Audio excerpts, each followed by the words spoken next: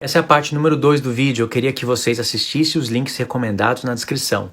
Eu vou fazer o esforço de lembrar e pôr os links todos na descrição. É mais complicado fazer tudo isso pelo celular, mas eu quero que vocês assistam, tá? Irmãos católicos também, não esqueça, os irmãos aí evangélicos, compartilha para os irmãos católicos, porque eu quero que todos venham a conhecer as coisas que Deus está me ensinando e que eu aprendo através de outros irmãos, através da palavra de Deus, que é a melhor fonte de aprendizado, através de pesquisas e tudo mais, é um conjunto.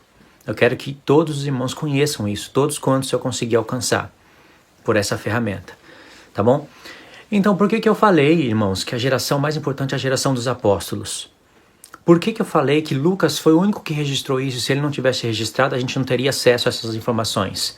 De fato, se a gente não tivesse acesso a essas informações, não saberíamos dessas maravilhas e também não existiria essa, entre aspas, mas não para todos os grupos, idolatria a Maria, porque existe uma idolatria a Maria. Primeiro, Maria não é intercessora de ninguém. Isso é doutrina de homem e não nasceu com o homem, nasceu com o diabo. Maria não é intercessora de ninguém. Segundo, ela não é a rainha da glória. Ela não está no trono de Deus. Não existe salmos que está falando de rainha da glória sendo Maria. Não existe texto onde fala que Maria intercede pelo homem. Não existe. Ela morreu assim como todos os outros e vai ter a mesma salvação que todos os outros. Qual é a diferença? A diferença é que ela gerou Cristo. Ela tem que ser considerada bem-aventurada dentre todas as nações. Não existe texto na palavra onde os irmãos se congregam para pegar um terço e ficar ali com as bolinhas, rezando o terço, repetindo o Pai Nosso, sem entendimento nenhum daquela oração maravilhosa e profética, reveladora, revelando coisas que aconteceram antes da fundação do mundo e coisas que acontecem aqui e coisas que acontecerão depois. Tudo naquela oração do Pai Nosso. Não existe texto nenhum, nada indicando que o homem deve participar de um chamado momento sublime, onde alguém levanta uma imagem de um sol e aí começa a tocar música e todos choram. Tudo isso vem do homem, influenciado pelo inimigo. Se você é católico, eu não posso deixar de falar isso, por mais que eu queira que as pessoas assistam os meus estudos, os vídeos da palavra. Isso não vem do homem. Você pode folhear, rodear a Bíblia que não tem. Como eu tenho família católica, entre eles sempre conversam falando os nomes de alguns santos, complementando com os nomes de alguns santos e sempre falando de Maria. Falou de Jesus, fala de Maria. Não tem como, eles não separam uma coisa da outra. Vocês podem perceber, irmãos, que a cada carta que o apóstolo Paulo escreve, e ele não escreveu todas em seguidas. Tem cartas que ele escreveu quando estava preso, tem cartas que ele escreveu quando ele estava solto. Cada carta que ele escreve é uma prova de que a Igreja Católica está errada. Muito errada. E muitos estão presos até na idolatria. Depois vem o Apocalipse e confirma isso. Porque olha a saudação do apóstolo Paulo, homem cheio do Espírito Santo, que escreveu mais ou menos 70% do Novo Testamento, que ensinou quase tudo para a igreja por intermédio de Cristo. Olha a saudação dele para a igreja. Paulo, servo de Jesus Cristo, chamado para ser apóstolo, separado para o Evangelho de Deus, o qual foi por Deus, outrora prometido por intermédio dos seus profetas nas Sagradas Escrituras, com respeito a seu filho, o qual, segundo a carne, veio da descendência de Davi e foi designado Filho de Deus com poder segundo o Espírito de Santidade pela ressurreição dos mortos, a saber, Jesus Cristo, nosso Senhor, por intermédio de quem viemos a receber graça e apostolado por amor do seu nome, para a obediência por fé entre todos os gentios, cujo número sois vós, chamados para seres de Jesus Cristo. Verso 7. A todos os amados de Deus que estáis em Roma, chamados para seres santos, graças a vós outros e paz da parte de Deus, nosso Pai, e do Senhor Jesus Cristo. Ponto. Não tem aqui da parte de Maria. Não tem aqui nada falando de Maria. Quando ele vai se despedir, a mesma coisa. E você pode ver isso carta após carta. Eu não vou ler tudo, mas é tudo parecido. Carta após carta. Ele não menciona nenhuma vez o nome de Maria. Lucas, que escreveu o Evangelho de Lucas, futuramente escreve Atos dos Apóstolos. E quantas vezes ele fala de Maria? 0. Ou seja, tem algo errado. Ou os apóstolos não consideravam Maria bem-aventurada, é a geração mais importante, ou essa bem-aventurança de hoje é idolatria. Porque católicos falam que evangélicos não consideram Maria bem-aventurada porque não falam dela, desprezam a mãe do Salvador. Na verdade, é tudo uma maluquice, isso daí. É tudo coisa do coração duro, entenebrecido do homem. Você não vê nada, nenhuma discussão aqui sobre Maria. E nem por isso eles deixavam de considerar Maria bem-aventurada. Então o que acontece na Igreja Católica? Qual é o espírito que governa o povo lá dentro?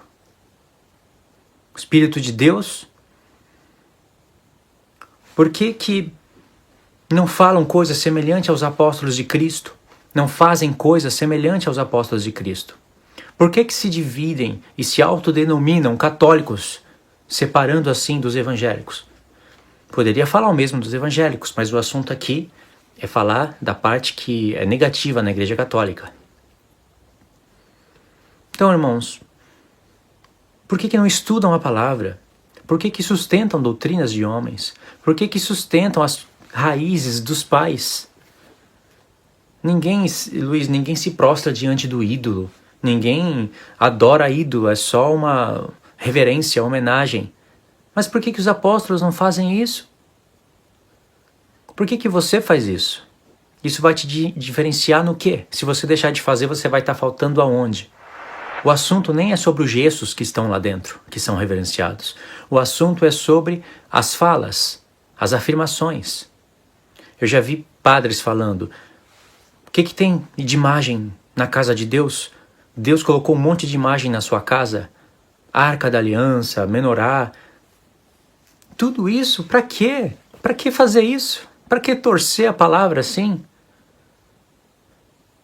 Como se Deus estivesse fazendo isso para dar autoridade para todo mundo, colocar o gesso e a estátua e a imagem do que quiser dentro de um templo e ainda chamar de casa de Deus. Deus não habita nessas casas feitas por mãos de homem. A igreja são os homens.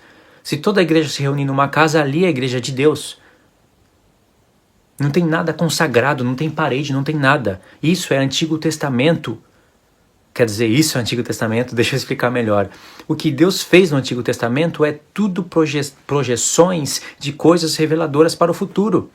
Cada parte do tabernáculo, cada madeira revestida do ouro, tudo isso fala da ligação do corpo de Cristo. Elas tinham que ser emendadas umas na outra. Todo o revestimento da casa fixa em Jerusalém, pedra, Pedro fala que nós somos pedras vivas. Tudo isso, cada parte, cada coisa, cada função, tudo isso profetizava coisas a nosso respeito. A Arca da Aliança é o trono de Deus. O propiciatório que está em cima da Arca da Aliança, ali é Cristo. Tanto é que os apóstolos chamam ele de nossa propiciação, fazendo uma referência ao propiciatório.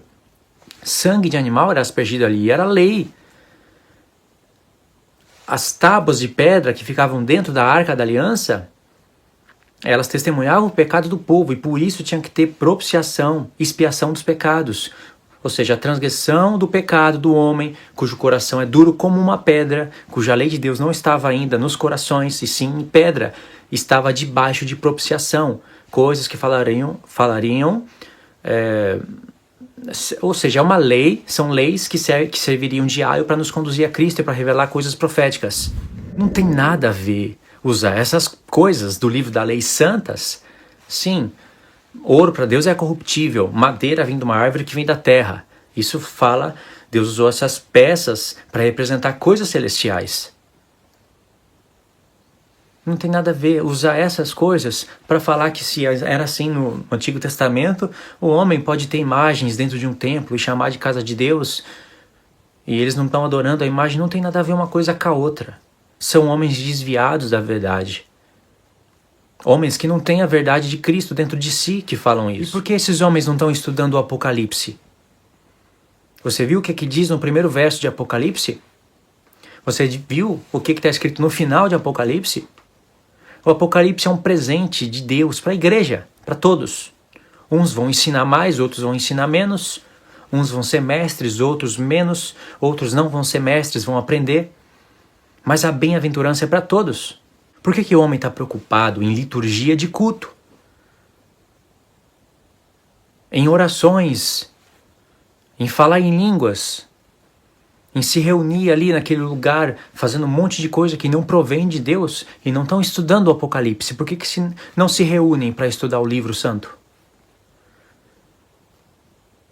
Essas perguntas vêm da parte de Deus. Então, irmãos, essa é uma reflexão para todos. Não só para a Igreja Católica, mas para muitos da Igreja Evangélica também. Eu vou ver se eu consigo gravar, ainda essa semana, um vídeo contando a minha experiência dentro da Igreja Católica e como Deus fala com pessoas lá dentro, mas para tirar de lá de dentro, não para permanecer lá dentro. E como Deus fala com pessoas dentro da Igreja Evangélica para tirar lá de dentro e não para permanecer lá dentro. Mas nesse vídeo eu vou explicar, porque se eu terminasse aqui, pastores e pessoas que congregam iria falar que eu estou induzindo a todas as pessoas deixarem as congregações, a parar de ir para a igreja, que não tem mais pastor, que tudo é doutrina de homem, que ele é o que está certo. Vai chover de comentários, iria chover, né? Eu estou minimizando isso. Se vier comentário aí, é a pessoa que está sendo infiel e está torcendo as minhas palavras de propósito. Iria ter pessoas falando isso, eu não estou falando de nada disso. Eu estou falando que Deus separa pessoas dentro desses lugares para ensinar a palavra dele. E eu fui uma delas. Você pode ser uma delas.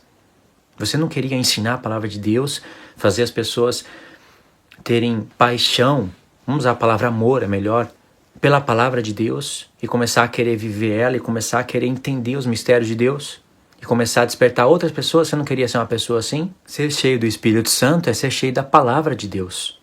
Não é ser cheio de repleplé, como você vê nas igrejas evangélicas. Isso não é nada de ser cheio do Espírito Santo. Por isso que eu quero fazer um vídeo contando o meu testemunho e muitas coisas que eu observei dentro desses dois lugares. Tá bom, irmãos? Eu sei que Deus vai estar tirando um povo separado para Ele, para esse povo receber azeite de ouro. Porque o azeite de ouro vai parar na mão das duas testemunhas. Nós não vamos ter muito tempo. Dias maus estão por vir, piores do que esses que vocês estão vendo na internet. Então por isso que Deus está com pressa e está derramando o conhecimento dele, a doutrina dele, como chuva que rega a erva. Deus fala, cai a minha doutrina como chuva que rega a erva. Ele está derramando a doutrina dele sobre o seu povo. Tá bom, irmãos? Então eu vou finalizar esse vídeo aqui e eu vou ver se eu consigo deixar os links prometidos aí na descrição. E quando eu gravar esse vídeo contando meu testemunho dentro da Igreja Católica e depois dentro da Igreja Evangélica, eu vou deixar o link aí na descrição também, tá? Fica na paz de Cristo, Deus abençoe e até os próximos estudos. Não esqueça de compartilhar esses vídeos, tá bom?